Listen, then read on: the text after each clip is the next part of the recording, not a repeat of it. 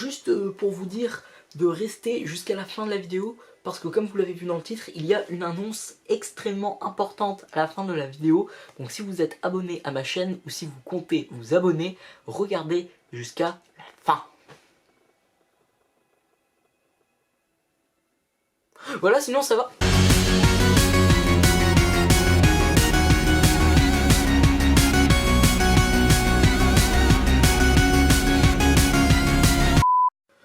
Bonjour tout le monde et bienvenue sur ma chaîne. Nouveau format bien sûr comme vous l'avez remarqué. Et je crois que c'est la première fois que je montre mon visage sur cette chaîne. Donc c'est facecam, première fois sur cette chaîne, c'est assez émouvant dans un sens. Alors pour ceux qui ne savent pas, j'avais déjà fait de la facecam sur mon autre chaîne. Lien dans la description, c'est du jeu vidéo. Je vais tout de suite arrêter ça parce que c'est gênant. Alors aujourd'hui, petite critique de In the Tall Grass. Cet accent, mon dieu. En français donc Dans les hautes herbes, film de Vincenzo Natali, si je le dis bien, je sais pas si je le dis bien, tiré de la nouvelle de Stephen King qu'il a écrit avec son fils Joe Hill, et paraîtrait-il que c'est pas la meilleure nouvelle de Stephen King. En ce moment le film se mange des trucs assez hard de la presse américaine apparemment, j'ai pas été lire mais apparemment il se mange des trucs assez hard. Et il est à 2,5 sur 5 sur Allociné. Donc ce qui est pile la moitié si vous êtes nul en maths.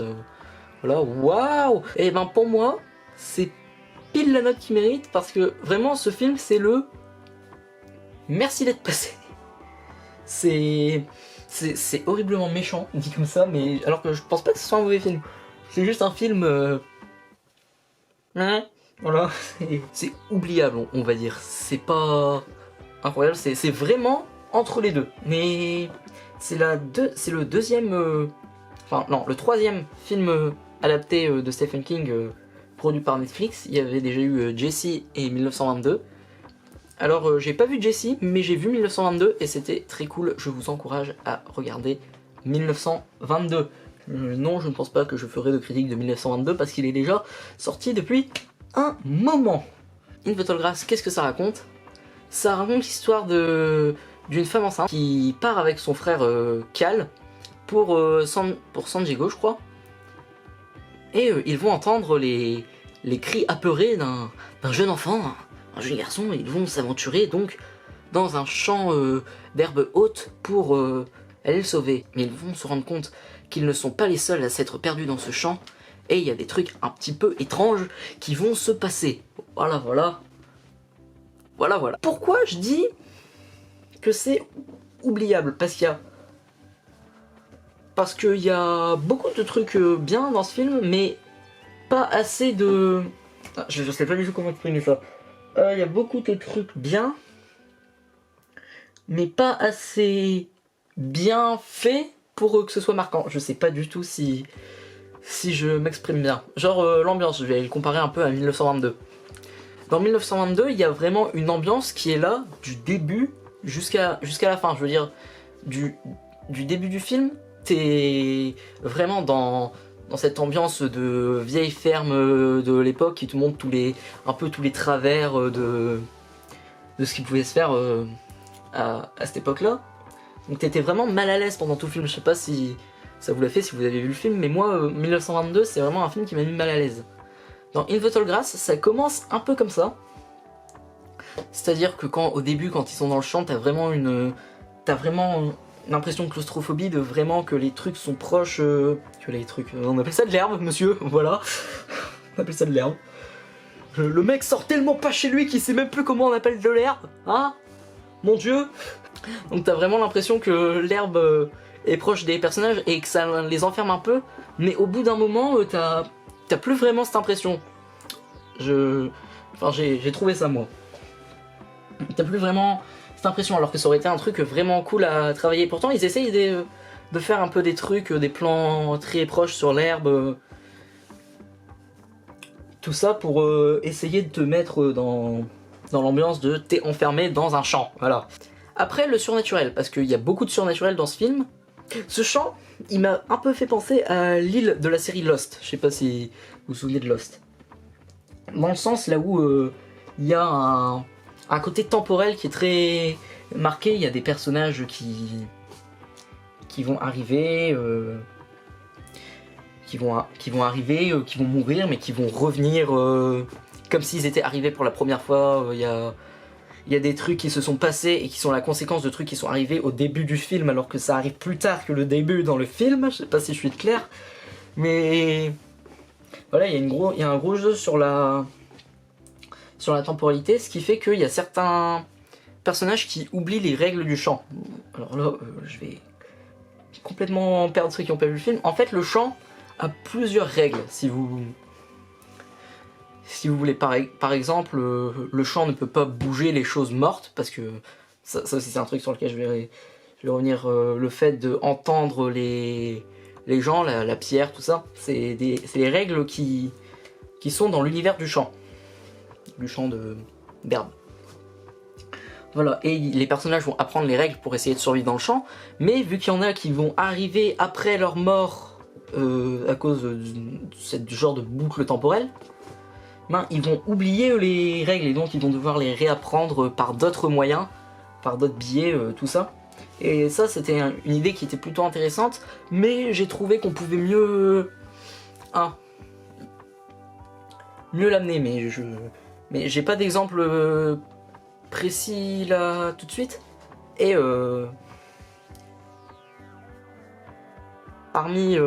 il y a un autre truc fantastique dans le film, c'est que les choses bougent toutes seules dans le champ. C'est-à-dire que, par exemple, t'es au milieu du champ,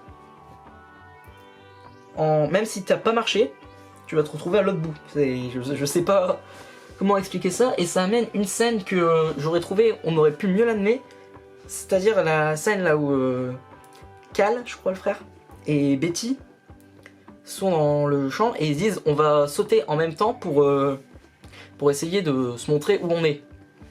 Ils sautent, ils sont juste à côté, et là il y a Becky qui dit ah bah ça va, qui voit où il est, et elle dit ah ça va, t'es pas trop loin. Mais on va quand même sauter une deuxième fois juste pour bien montrer aux spectateurs que oui, le champ bouge les trucs tout seul. Pourquoi vous avez sauté une deuxième fois à part pour nous montrer comme si vous saviez que ça bougeait tout seul puis que vous vous amusez à faire hey, regarde là, je bouge tout seul. C'est assez bizarre. C'est assez bizarrement fait. Ce qui aurait pu se passer à la rigueur, ce qui aurait été plus logique, c'est que genre elle avance un peu, qu'elle remarque que son frère est pas là et qu'elle redécide de sauter. Et que là, elle voit que effectivement, il est vachement loin, il est beaucoup plus loin que ce qu'il aurait dû être. Voilà, ça c'est un truc un peu bizarre. Il y a un travail sur la couleur verte, hein, parce que tant qu'à avoir de l'herbe verte, autant travailler à la couleur verte, si tu vois ce que je veux dire. Mais ce que j'ai remarqué, c'est que la couleur verte représente le fantastique, et pas forcément que le chant, bah déjà parce que le chant est fantastique, hein, certes, mais il y a aussi l'église qui est baignée dans la couleur verte. Alors c'est très particulier parce qu'elle devrait pas être verte, l'église, les murs ils sont blancs, le soleil dehors il est jaune, c'est peut-être les vitraux qui sont fort verts, je sais plus. Bref, toujours est-il que l'église est fort verte, alors que normalement elle devrait pas être fort verte, donc on se rend compte qu'effectivement il y a un truc assez fantastique qu'il y a autour de cette église. Parce que spoiler, donc là, je préviens, spoiler, je vais spoiler le film. On se rend compte qu'en fait l'église c'est la sortie du champ. Pour sortir du champ, il faut se mettre à un endroit précis. Et quand on se met à cet endroit précis, on spawn dans l'église. Je sais pas comment le dire autrement, on spawn dans l'église, voilà. Donc voilà, pour moi le vert représente le fantastique. Donc aussi il y a plusieurs interprétations du film, voilà. Je ne détiens pas la science infuse et tout est possible à réinterprétation. Donc voilà, si vous voulez me donner votre avis, vous pouvez. Les commentaires, c'est fait pour ça, et pas seulement pour dire ce que vous avez mangé au petit déjeuner, pour dire first, Winnie, en quelle année vous dites ça? Parce que franchement, tout le monde s'en fout. J'ai remarqué qu'il y avait un message sur la religion dans le film, mais j'ai pas forcément saisi le truc. J'ai remarqué que c'était là, mais j'ai pas trop compris ce que ça voulait dire, parce qu'il y a la pierre. La pierre, je sais plus, je crois qu'il lui donne un nom, mais moi pendant tout le film je l'ai appelée la pierre Sheikah parce qu'elle m'a fait penser à la pierre Sheikah dans Zelda Majora's Mask, je sais pas pourquoi. Et donc ils vont voir la pierre Sheikah, et en fait cette pierre, elle permet de connaître la sortie du champ, mais quand quelqu'un touche la pierre, il ne peut plus sortir du champ parce qu'il devient un peu berserk, et il peut... Et c'est ce qui va arriver à un des personnages, à savoir le père de Toby, le petit garçon qui s'est perdu, je crois. Qui va toucher la pierre, qui va connaître la sortie du champ, mais qui va se mettre à vénérer la pierre comme si c'était un dieu ou quelque chose du genre. Et qui va vraiment partir en vrille totale, qui va essayer de tuer toute sa famille. Et pas que sa famille, aussi la fille enceinte, son frère et son petit copain. Je sais plus comment il s'appelle le petit copain. Très quelque chose. Je sais plus du tout. Désolé. Donc évidemment il y a un message sur la religion, surtout que Stephen King porte souvent des messages assez durs sur la religion. D'ailleurs le côté du père qui essaye de tuer sa famille, ça fait un peu... Ça rappelle un certain autre roman de Stephen King, si vous voyez de quoi je parle, hein, voilà. Qui d'ailleurs, j'en profite pour faire une toute petite digression, toute petite.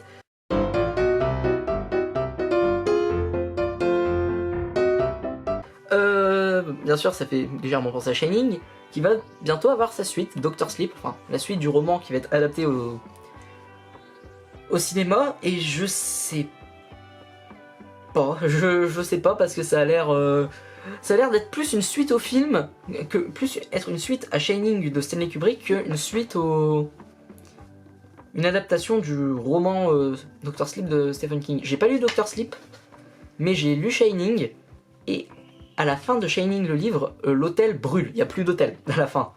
Donc pourquoi est-ce que Danny retourne dans l'hôtel, dans la bande-annonce de Dr. Sleep, à mon avis, c'est parce que, voilà, c'est juste une suite à Shining, mais qu'ils ont appelé ça Dr. Sleep pour le style. Voilà. Voilà, une digression finie.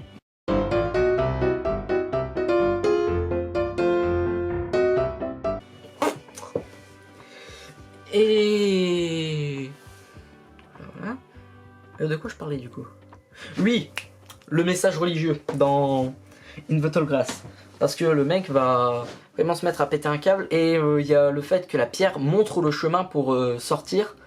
Donc je sais pas si le monde extérieur ça représente le paradis, ou que la pierre représente Dieu, et le champ, le monde, je sais pas. Ça se trouve il y a un truc comme ça, ou bien peut-être que je surinterprète, mais totalement, mais... Donc, voilà. Il y a de la violence dans ces... Oui, il y a beaucoup de sang. Enfin, pas beaucoup de sang, mais il y a plusieurs scènes, notamment vers la fin du film, spoiler aussi, mais vers la fin du film, il y a une scène de mangeage de bébé.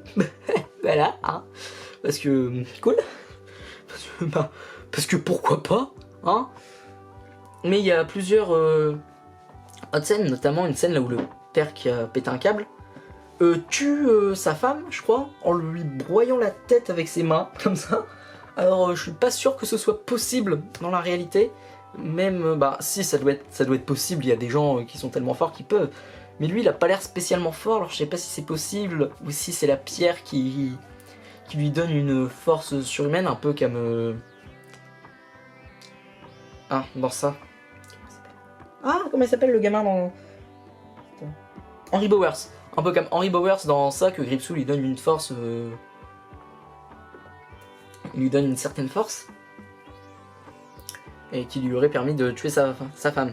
En parlant de ça, il doit y avoir plusieurs références à l'univers de Stephen King dans ce film. Invincible Grass, hein. Dans ce film. Parce que, en tout cas, moi j'en ai repéré une, et ça m'étonnerait qu'ils en aient mis qu'une. Mais j'en ai repéré une, c'est sur le parking de l'église. On voit une voiture qui n'est pas étrangère à l'univers de notre cher Stephen King. Je parle bien sûr de Christine, ce roman que j'ai pas lu, mais dont j'ai vu le film de John Carpenter et c'était très bien. Donc voilà. Donc voilà, In Battle Grass, pas nul mais pas extraordinaire, ça fera... Non, ça vous fera votre film de... Ça vous fera votre film, ça vous occupera on va dire. Sinon, gros message très important, donc ne quittez pas la vidéo, je retournerai une scène après pour vous dire de pas quitter la vidéo. Donc voilà, gros message très important, c'est que je vais arrêter la chaîne telle que vous la connaissez. Donc voilà, comme vous avez pu remarquer, j'ai fait une assez longue pause, hein, et voilà, donc je vais arrêter la chaîne telle que vous la connaissez, donc on va plus du tout parler des mêmes sujets, on va beaucoup plus parler de films, voilà, parce que c'est ce que j'ai envie de faire, c'est plus ce qui me passionne en ce moment, donc si vous avez découvert la vidéo, si vous avez découvert la chaîne avec cette vidéo, croyez-moi, ça va devenir très différent. Je me demande même si je vais laisser mes anciennes vidéos d'avant sur la chaîne. Donc voilà, on va beaucoup plus parler de cinéma. J'ai déjà prévu une émission de critique de films, pas de films qui vont sortir, mais de films plutôt vieux, que j'aimerais beaucoup faire. Et que j'espère que ça vous plaira. Voilà. Donc j'espère vraiment que ça va vous plaire. Moi en tout cas c'est ce qui me ferait plaisir, c'est plus vous parler de cinéma parce que c'est vraiment ma grosse passion là. Avant c'était plus les comics comme vous le savez, vu que la chaîne parlait de ça avant, mais maintenant c'est surtout les films, donc j'ai plus envie de vous parler de films. Donc voilà, je prévois une émission. J'ai pas encore trouvé de nom pour... j'ai pas encore retrouvé de nom de remplacement pour la chaîne, parce que bien sûr ça n'a plus de sens de l'appeler comme ça. Donc je sais pas. Je sais pas du tout comment je vais rappeler la chaîne, mais voilà, on va plus parler de ciné. Et si vous êtes abonné pour du contenu de comics, ben désabonnez-vous. C'est vraiment Mais s'il vous plaît, donnez quand même une chance à ce que je vais faire après sur la chaîne. Peut-être que même si vous vous en foutez du cinéma, regardez quand même, peut-être que j'arriverai à vous faire vous intéresser à ça. Peut-être, je ne sais pas. En tout cas, merci d'avoir regardé la vidéo jusqu'au bout. J'espère qu'on se reverra pour reparler de films. Et moi, je vous dis en attendant, à la prochaine.